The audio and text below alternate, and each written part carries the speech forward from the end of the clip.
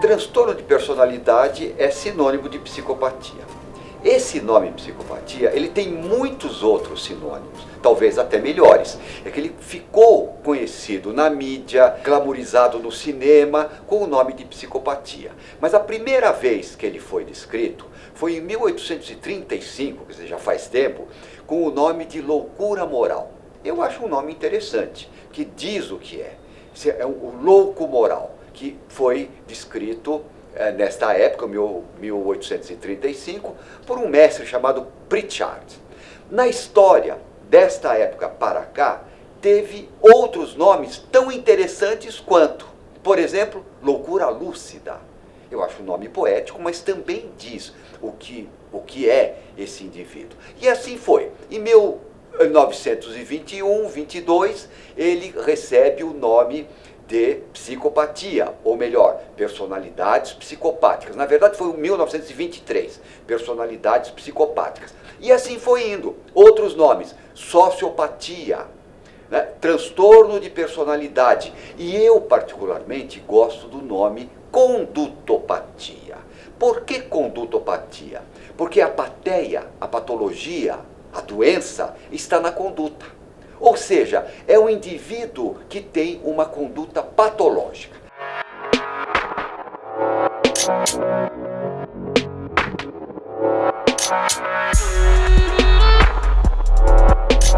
Para falar de psicopata, eu acho que antes de mais nada a gente tem que desmitificar o que é o psicopata.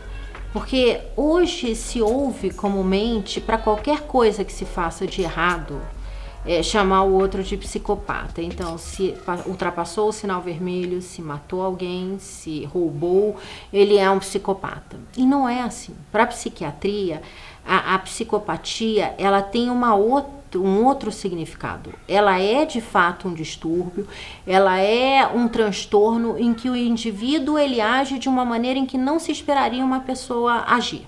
Essencialmente, o que é o psicopata para a psiquiatria? O psicopata é aquele indivíduo que não tem empatia pelo outro e que ele costumeiramente quebra as normas sociais, por isso o nome é antissocial. Ele quebra as normas sociais porque ele não consegue se colocar no lugar do outro e porque ele não acha que isso é importante. Uma das características da psicopatia e da personalidade antissocial é a dificuldade de se emendar, de se corrigir, mesmo com a punição. Tem vários estudos mostrando isso, que a pessoa sabe que ela vai tomar um choque se ela errar um determinado jogo de cartas, e se ela tem traços de psicopatia, ela não fica nem ansiosa com o choque que ela vai tomar, ela não aprende.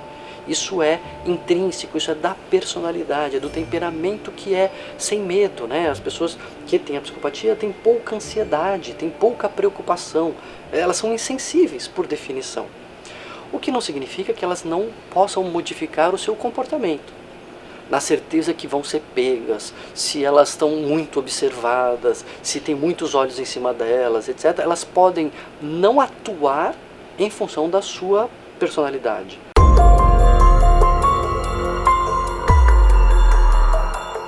Quem são esses indivíduos psicopatas, condutopatas, na realidade clínica? Então, muito bem, eu não tenho melhor exemplo, melhor analogia para dizer o seguinte.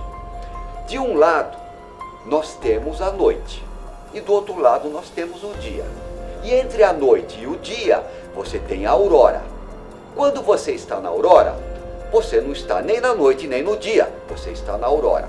O que é o psicopata, por comparação, por analogia? De um lado, nós temos a loucura. Do outro lado, nós temos a normalidade mental. E entre a loucura e a normalidade mental, existe uma zona fronteiriça. É justamente aí que fica o psicopata.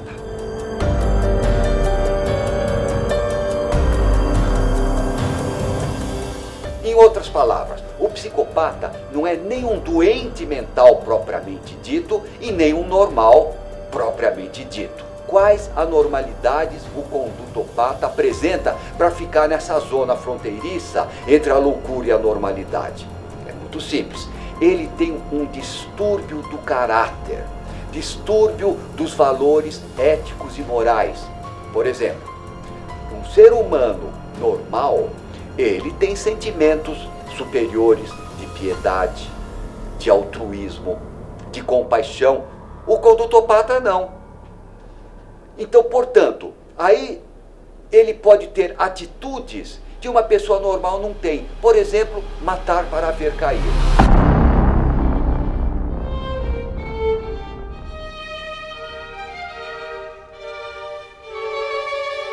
No dia 29 de agosto de 97, meu filho foi sequestrado e ficou 11 dias, 11 noites no cativeiro. A gente não sabia se ele estava vivo ou morto. Paulo de Tarso e o Sérgio Eduardo, eles eram meus funcionários que trabalhavam na minha loja de São Miguel Paulista. Né?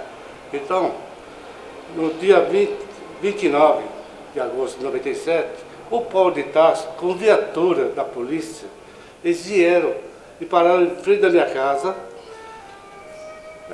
reivindicando aumento do salário deles. Aí o que acontece?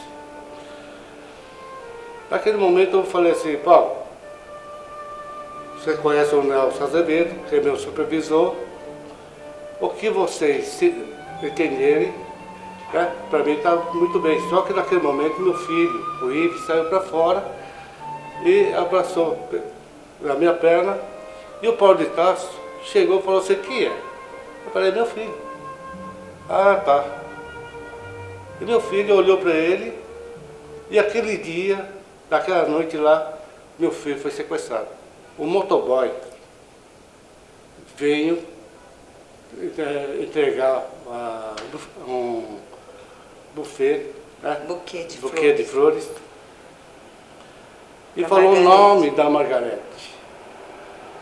Aí a dona Elvira, que era babá do Ives, falou: olha, ela já não está mais, né?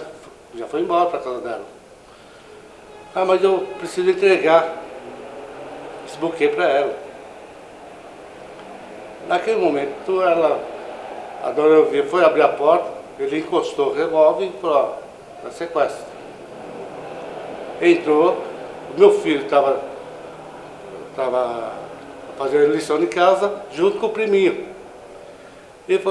Aí ele falou assim, o sequestrador falou assim: quem é o filho do Márcio? Meu filho levantou a mão e falou: sou eu. Naquele momento, ele pegou a dona Elvira e o Dudo, colocou dentro do porãozinho, trancou a porta e levou meu filho. O psicopata de verdade, ele não dá muito anúncios de que ele é um psicopata e de como ele vai agir. Porque ele tem uma tendência a ter um comportamento muito introspectivo. Aquelas ideias de fazer o mal, de querer matar, elas invadem a mente dele, e não necessariamente ele verbaliza isso. Ele fala que ele vai fazer. Esse Paulo de Tarso, ele era muito doce. 10 anos trabalhando com a gente. Eu, quando chegava na loja, ele vinha, sabe, mostrar trabalho, me protegia. Olha como que é um perigo. Então a gente tem realmente cuidar. E o Ives, coitadinho, né, no dia lá, reconheceu e eles mataram e enterraram debaixo do berço. Olha, às vezes o perigo mora junto, né? E a gente nem sabe. A personalidade é o resultado do temperamento modulado pelo caráter. O temperamento ele é em grande parte inato. ele nasce, por isso que a gente diz que temperamento a gente já vê no berço. Então a criança é mais sensível, mais insensível, mais chorona, mais quietinha, mais briguenta. Isso mantém-se ao longo da vida. É o jeito da pessoa reagir, ela é mais impulsiva, ela é mais controlada. Isso é inato e se mantém ao longo da vida. O caráter vai sendo moldado. O caráter depende de como a pessoa aprende a lidar com os outros, de como ela aprende a se conhecer, dos modelos que ela vai recebendo, da educação que ela vai recebendo, das vivências afetivas, dos vínculos que ela desenvolve. Então, a personalidade, ela tem um componente que é inato e um componente que é desenvolvido. No final das contas, então, o psicopata, ele não nasce pronto, mas também não é totalmente feito. Ele é um pouco de um jeito que ele nasce e um pouco um jeito que ele se desenvolve. Nenhuma mãe acha que o filho tem um problema desse, de falta de sentimento, porque a mãe sempre acha que o filho é sensível, que o filho sofre, que o filho está sendo vítima de alguém, mas a princípio, a grande maioria, pai, mãe, esses pais, eles não percebem de início que aquele filho tem aquele tipo de característica, que é a característica de falta de sentimento. Ele não entende, muitas vezes ele chega no consultório dizendo para mim, pois é, meu filho é maravilhoso, ele é ótimo para as crianças, para os animais, para as senhoras de idade, poxa, mas de uma hora para outra, não sei o que acontece, mas ele machuca a irmã, ele aparece com acusações de que ele roubou, ele às vezes vai para comunidades e ajuda as pessoas a fazerem maldade, eu acho que às vezes é por justiça, coisas assim totalmente desconectadas, porque uma mãe, ela não acredita, ela não suporta a princípio entender que o filho dela é uma pessoa má, que esse filho é uma pessoa que não tem sentimentos de bondade, sentimento de colaboração, sentimento de empatia. Ele dificilmente vai ter um convívio social normal. O normal é nós não termos contato com o psicopata. Há uma tendência do psicopata ter uma vida nômade. Ele fica um tempo num lugar, depois em outro, subempregos, ou então trabalhando informalmente, fazendo bicos, sem se apegar a nada. Porque isso é uma característica dele. Dificilmente você vai ver um psicopata com família constituída, com filhos, com um alto nível social. Porque eles são pessoas problemáticas. Eles têm muita dificuldade em estabelecer as relações sociais que pra gente é normal. O trabalho, o casamento, um relacionamento afetivo, criar filhos, isso não é comum para o psicopata. Então, dificilmente na nossa rotina a gente vai encontrar alguém assim. Na infância, a gente tem um tipo de distúrbio chamado transtorno de conduta. E esse transtorno de conduta, ele pode ser o prenúncio do que será o psicopata. O que é o transtorno de conduta nas crianças? São crianças que vêm de lares muito violentos, muito agressivos, e que elas crescem repetindo aqueles comportamentos. Então, são crianças mais violentas, são crianças que já na infância cometem crimes, elas roubam, elas mentem, elas obrigam outras crianças a ter relações sexuais com elas, por exemplo.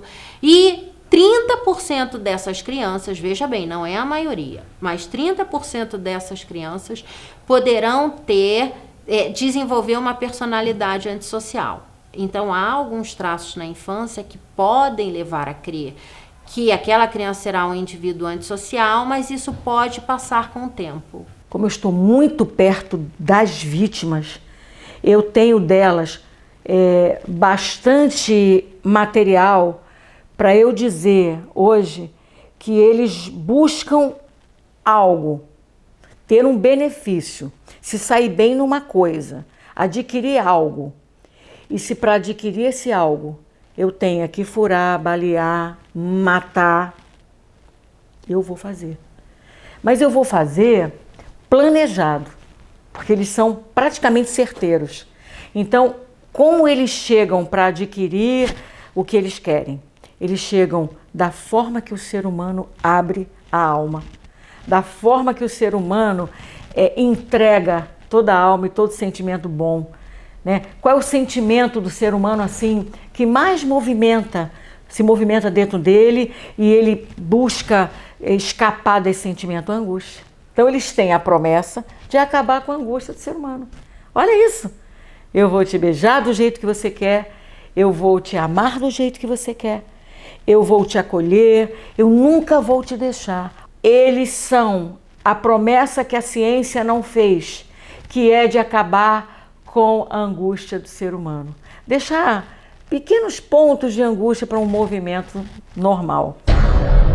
Normalmente, eles são tomados num determinado momento do dia, da noite, etc. Eles são tomados de um certo impulso, de uma certa vontade, de um certo sentimento de que eles precisam fazer aquilo. Ou seja, é uma tensão, como se fosse um elástico estendido que tem que voltar para a normalidade desse elástico. Então, eles precisam fazer aquilo. Eles relatam que antes de praticar um delito, por exemplo, nos casos célebres de matadores em série, eles dizem que eles acordam com um desejo que eles precisam fazer aquilo.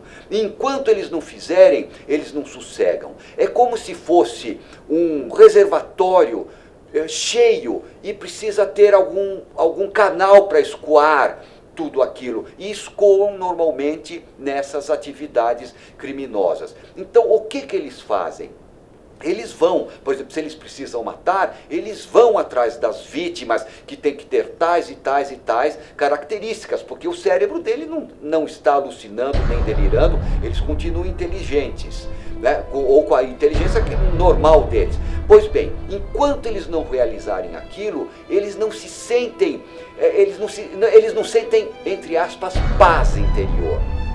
E depois que eles realizam, eles sentem uma certa paz. É como se fosse uma disritmia cerebral, alguma coisa acontecendo no cérebro deles que tem que descarregar.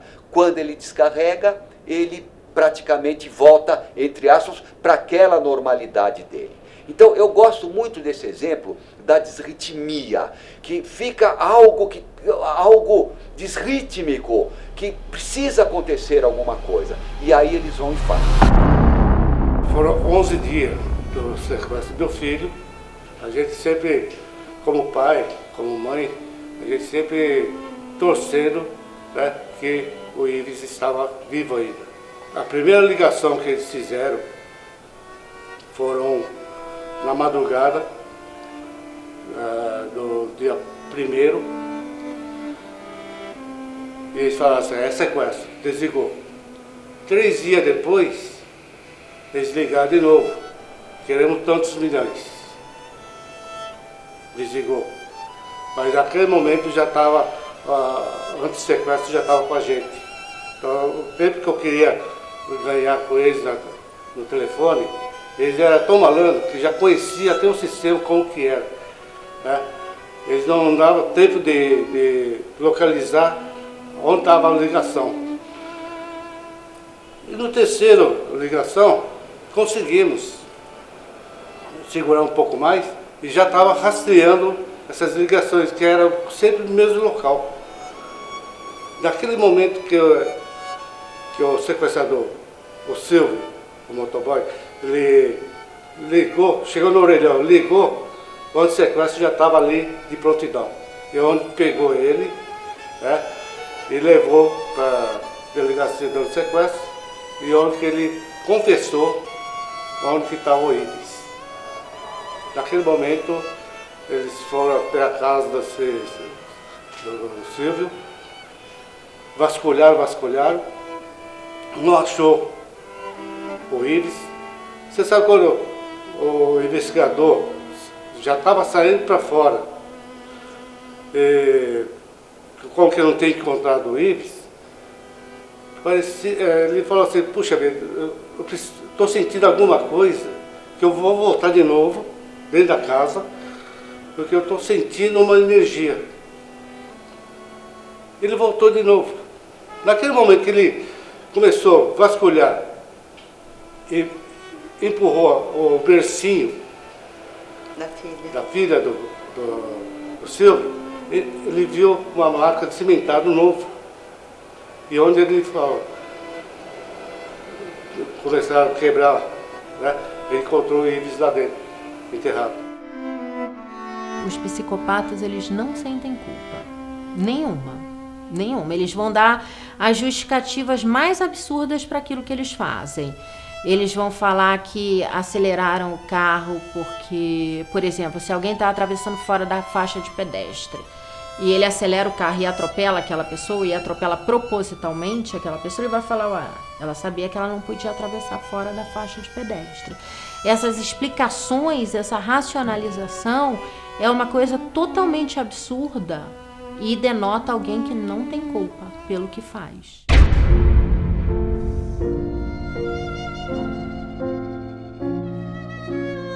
Eles pegaram 43 anos de prisão, mas só que o apenado ele tem o direito de 1/6, né? Então, fazendo as continhas, eles ficaram 6 anos na prisão. Olha, e não só tirou a vida do Ives, de vários. Então, realmente ele era uma pessoa perigosa. Eles cumpriram 6 anos, né? E depois foram soltos. E em regime aberto ainda. Teve muita regalia. E hoje eles estão aí soltos. Formou-se, né? Advogado. E nós ficamos aqui. Ainda que nós levantamos essa bandeira e fizemos um barulho. Imagina, vários crimes no Brasil não são desvendados e a justiça não é feita. Então imagina as famílias como ficam. Hoje em dia os estudos principais, a corrente majoritária vai chamar psicopatia, vai definir a psicopatia usando essa escala PCLR, Psychopathy Checklist Reviewed, que foi definida por um psicólogo canadense chamado Robert Hare. O que o Robert Hare fez? Todo mundo já sabia que existiam esses caras por aí, esses personalidades antissociais graves. Ele sistematizou alguns critérios e criou uma escala que ia pontuando. O sujeito mente muito, nota 0, 1 ou 2. O sujeito ele tem história criminal, nota 0, 1 ou 2. E a pessoa pode pontuar de 0 a 40. E se ela pontua acima de determinado ponto, que varia de país para país, mas grosseiramente, internacionalmente, em redor de 30, se ela faz mais do que 30 pontos, aí sim ela vai ser chamada de psicopata. Tá certo? Então, hoje em dia, a maioria das pesquisas que são feitas usam essa lógica de alguém que vai somando pontos conforme o seu comportamento vai se mostrando mais desviado, mais alterado, mais insensível, menos empático, etc. E ela vai somando pontos. Se ela faz mais do que determinada nota de corte, ela vai ser chamada de psicopata. E o que significa isso? Significa que a pessoa é mais insensível, significa que ela tem menos empatia pelo outro, ela tem mais chance de cometer crimes, ela, depois que é presa, tem mais chance de recorrer no crime e assim por diante. Todas as doenças, todas, elas têm grau de gravidade, até uma gripe. Você tem gripe mais fraca e gripe muito forte, que pode até matar. Assim também é na doença mental. Você tem doenças mentais, transtornos mentais, que é o caso da psicopatia, que são mais fracos, eles se manifestam com menos sinais e sintomas clínicos e outros com mais sinais e sintomas clínicos. Agora, isso somente é possível dizer depois de um exame, examinando a pessoa, vendo o comportamento que ele teve. Eu costumo dizer que os atos da pessoa são fotografias exatas e em cores do comportamento. São coisas que ele fez. Se nós soubermos avaliar, analisar, ver essa fotografia exata e em cores daquilo que ele fez, nós vamos poder saber quem ele é. Pelo menos, não totalmente, mas nós vamos ter várias dicas muito boas. Tanto no antissocial como na psicopatia, existe uma prevalência maior de homens do que de mulheres. É um pouco mais comum os homens terem esse transtorno de personalidade do que as mulheres. Mas não é tão mais comum assim como a gente imagina. Por quê? Porque o crime não é determinado só pela personalidade. Então o sujeito pode ser um antissocial, ele pode ser um psicopata e nem chegar a cometer grandes crimes. Às vezes ele faz pequenas coisas, às vezes ele pode ser frio, insensível, sem empatia e nem crime cometer. O problema é que, por que a gente tem a ideia de que é muito mais comum em homem? Porque a criminalidade também tem uma questão de gênero envolvida. Os homens cometem mais crime do que as mulheres, ponto. Por uma série de razões culturais, biológicas, sociais, educacionais e econômicas, os homens cometem mais crimes do que as mulheres. Então a gente fica com a sensação de que o transtorno é muito mais comum em homens do que mulheres. Não é tão mais comum assim. É mais comum, só que a mulher psicopata, ela vai cometer menos crime do que o homem psicopata, assim como a mulher comete menos crime do que o homem.